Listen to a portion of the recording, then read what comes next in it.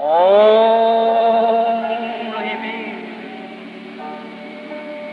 Only me.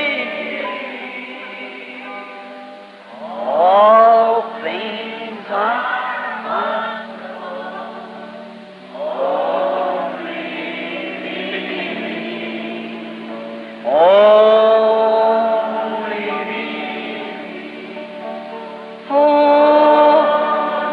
me. All things are only.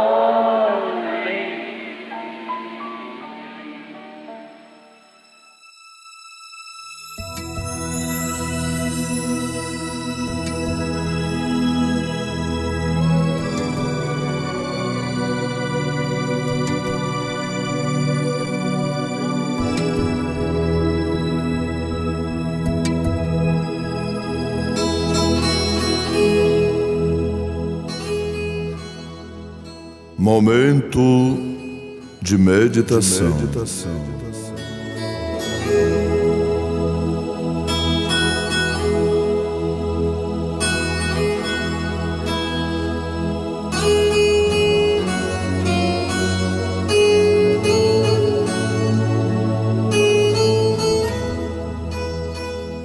Este é meu filho amado, a ele ouvi.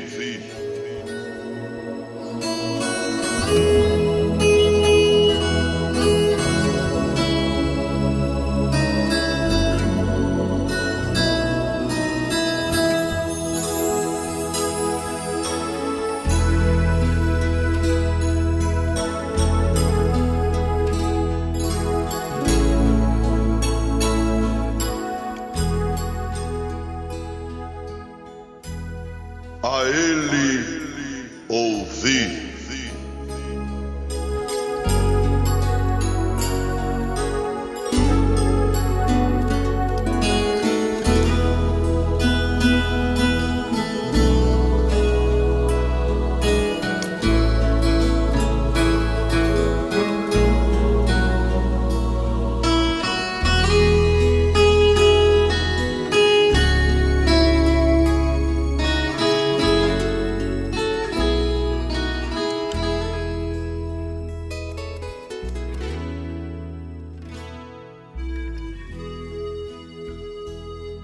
Nós lemos no Santo Evangelho segundo São Mateus, capítulo 17, versículo 5.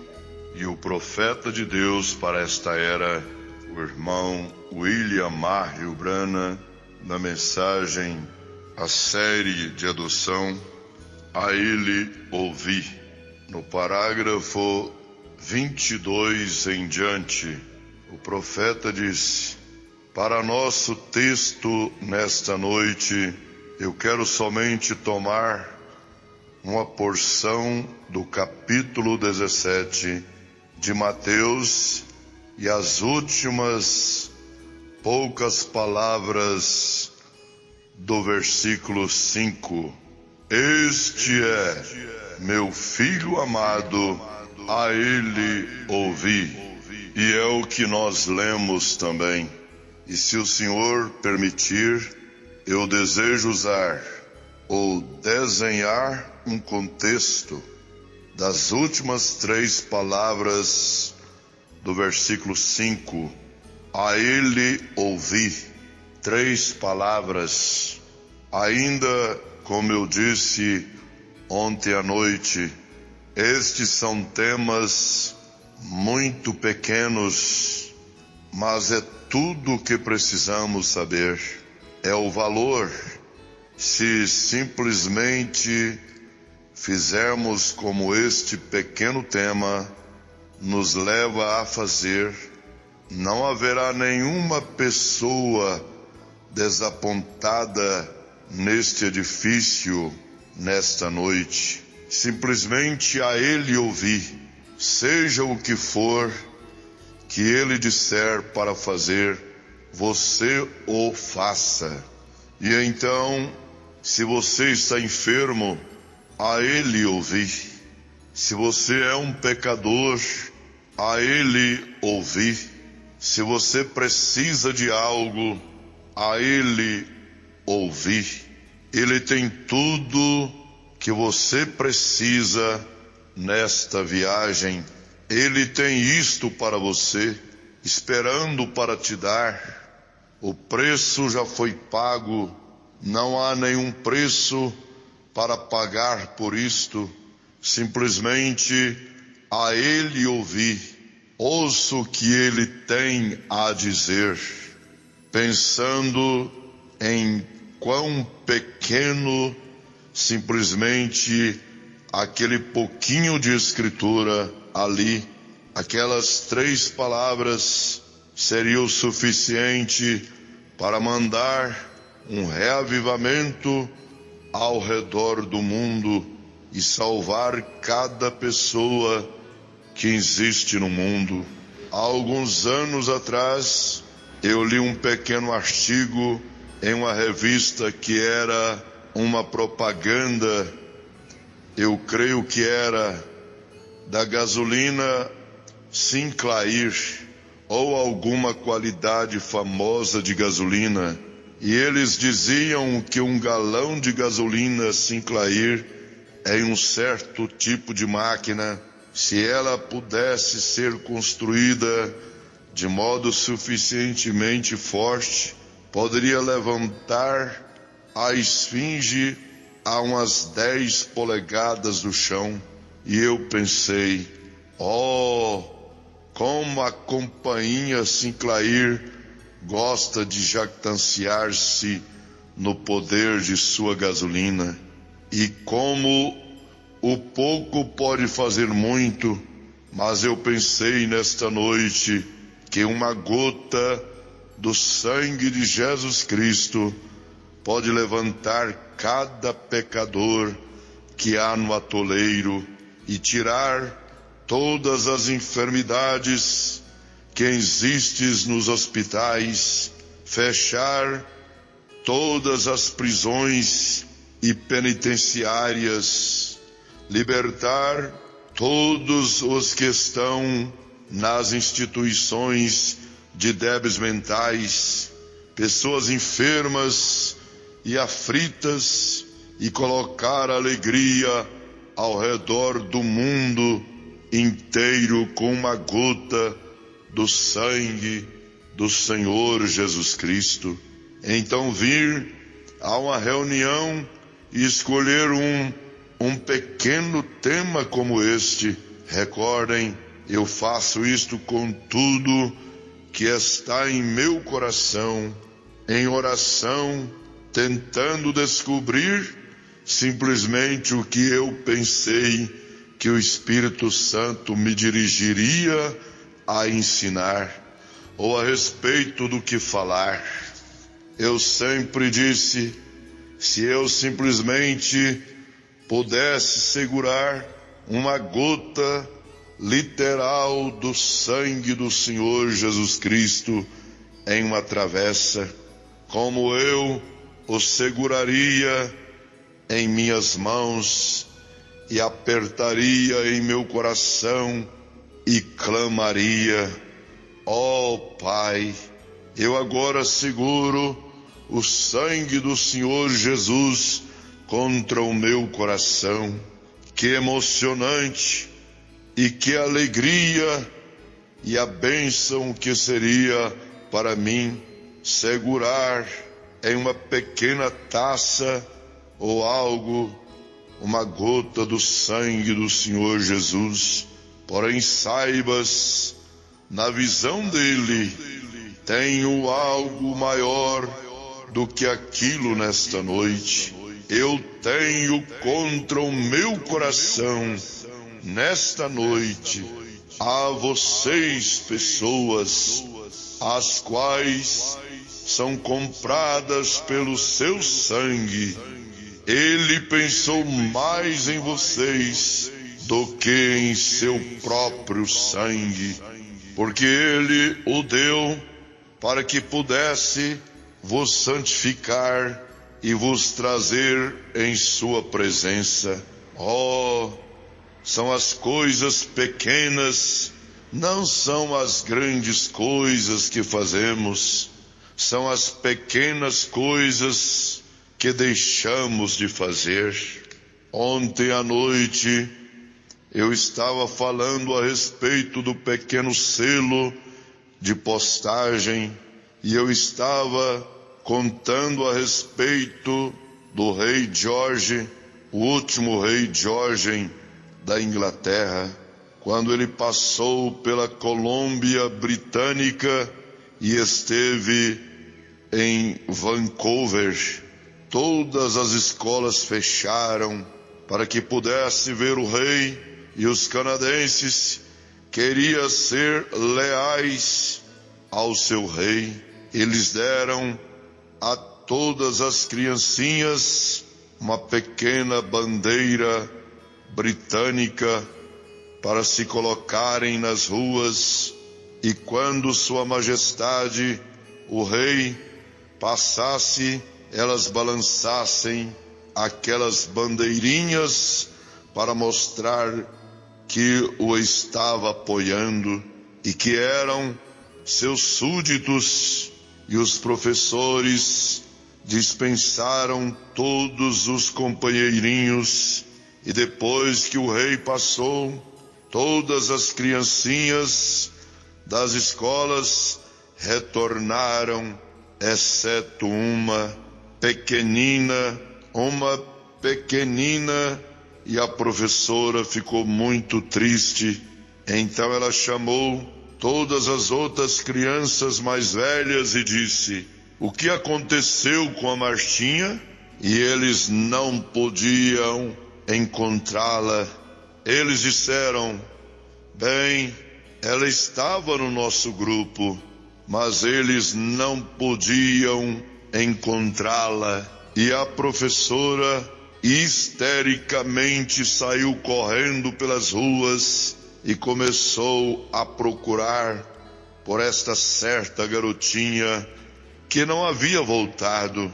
E depois que todos foram às ruas, clarearam, seguindo o rei, cantando Deus salve o rei, e eles encontraram esta garotinha de pé atrás de um poste telefônico, com sua cabecinha inclinada em sua mão, em prantos.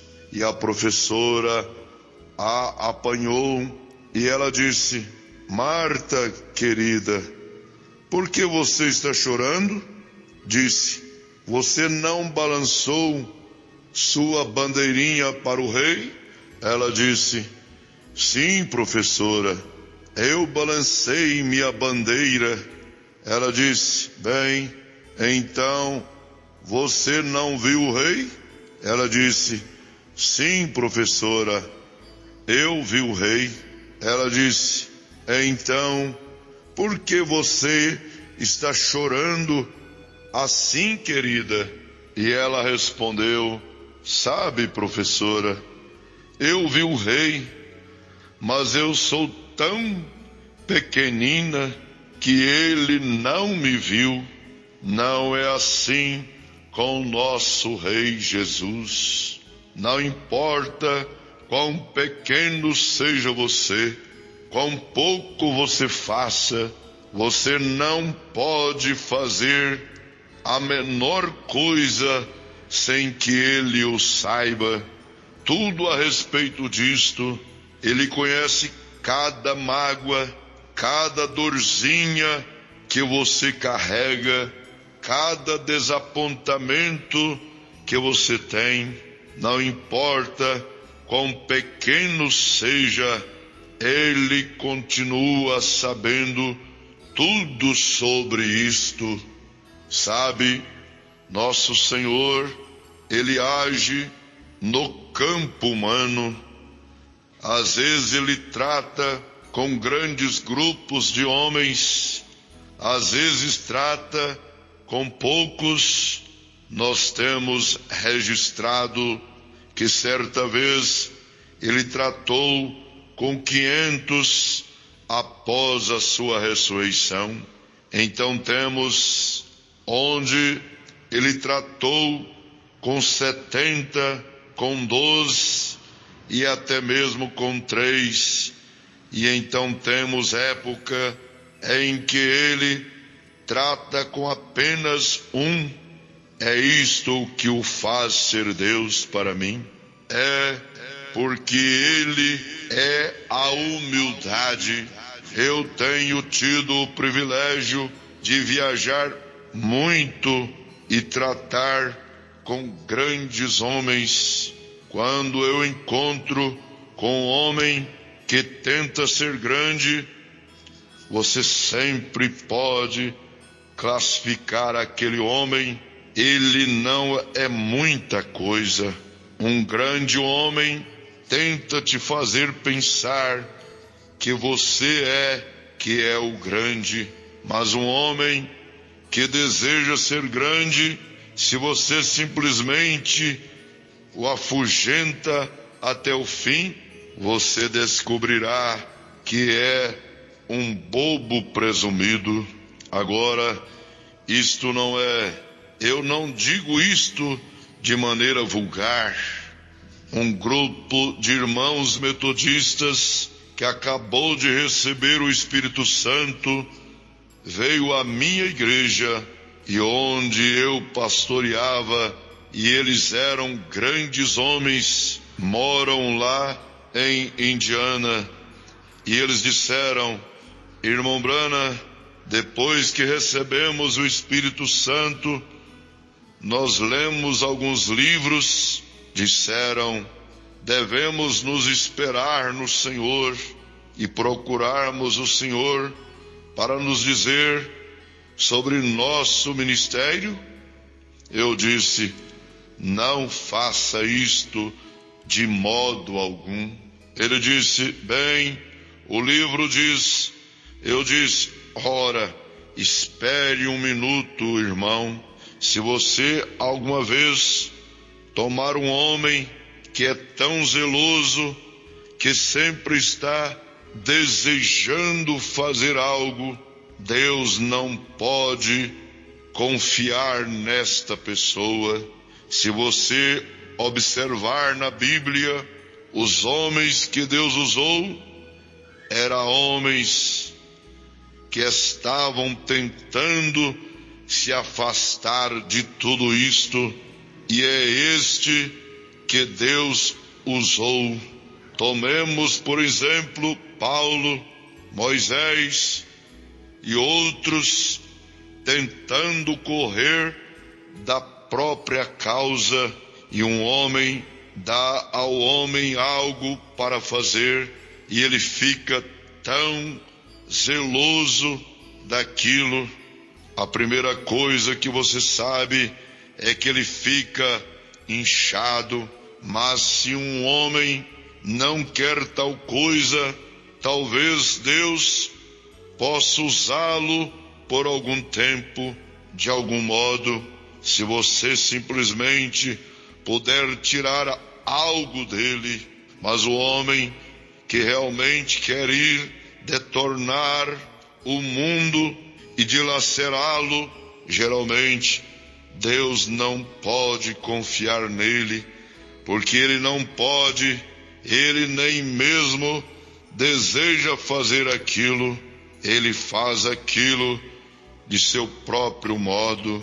Se um homem não desejar ir, então Deus tem quase que empurrá-lo aquilo. Este é o tipo do homem que Deus geralmente usa nas Escrituras. Eu disse: você simplesmente viva para Ele e o amem de todo o seu coração, e Ele te colocará no lugar que Ele deseja que você esteja. Isto é correto. Nós tentamos tomar o lugar um do outro. Não podemos fazê-lo. Devemos sempre guardar nossa chamada, onde Deus tem nos chamado. Agora, eu gostaria de dizer que nesta leitura escriturística, nesta noite, no capítulo 17, quando vocês forem para casa, eu gostaria que vocês lessem este capítulo todo. Agora, encontramos que Jesus estava preparando para fazer algo grande, e algo grande estava para acontecer. E quando Deus se apronta para fazer grandes coisas, a primeira coisa que Deus geralmente faz é fazer isto conhecido acima nos céus. Primeiro, Ele sempre declara as suas obras nos céus antes dele fazer aquilo na terra, como o nascimento do Senhor Jesus. Quais foram os primeiros que vieram? O que declarou isto primeiro? Uma estrela começou a varrer os céus. Os magos viram do Oriente para Jerusalém, lá da Índia, os 3 magos. Quando eu fui à Índia, a gente continua a vê-los da mesma maneira, assentado nas ruas. São os que eles chamam de homens sábios ou de magos, fitadores de estrelas, como alguns os chamam. Mas Deus sempre declara as coisas no céu antes dele fazê-la na terra. E esta era uma ocasião especial. Pedro, mais tarde em sua vida, se referiu a isto como Monte Santo. Agora, eu não creio que o apóstolo quis dizer que o monte era santo, pois era simplesmente um monte. Havia tido batalhas ali e tudo mais. Não era um monte santo, mas era um Deus santo no monte, não um monte santo. Nós ouvimos tanto hoje a respeito de Santa Igreja ou do povo santo. Não há nenhuma Santa Igreja ou povo santo. É o Espírito Santo no povo que faz a santidade. Não é a Santa Igreja ou o povo santo. O Espírito Santo na Igreja. Deus os abençoe com estas palavras, no nome do Senhor Jesus Cristo. Amém.